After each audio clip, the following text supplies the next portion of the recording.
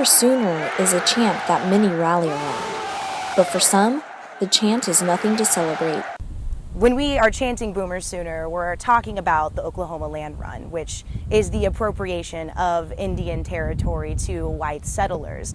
Not only this, but we're talking about the Boomer Sooners, the people that were too greedy to wait until morning to occupy this territory that belonged to people. You know, we are talking about the worst of the worst, and this is what we celebrate. 4 Native American activists on OU's campus have created the student group Indigenize OU, whose struggles intertwine with some of the same issues that the Black community faces.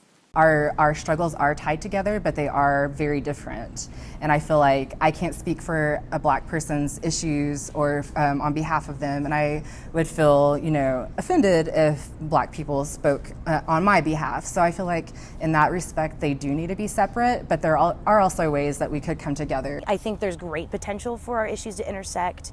Police brutality is an extremely important issue that people are talking about right now, but no one really knows that Native Americans are the most likely to be killed by the police, and no one is talking about that.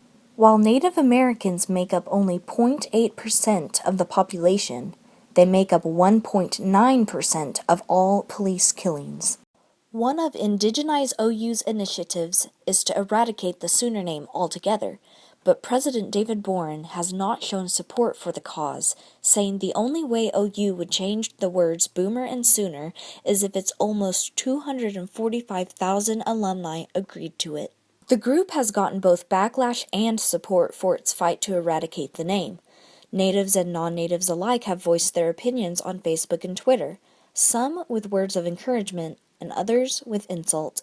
Whenever you have people within your own community that are disagreeing with you, that's something that's not really happening in the Black community. That's not happening in Unheard. That's not happening in Black Lives Matter. There is no disparity. And because there is a disparity within the Native American community, it makes it much harder to create a unified coalition.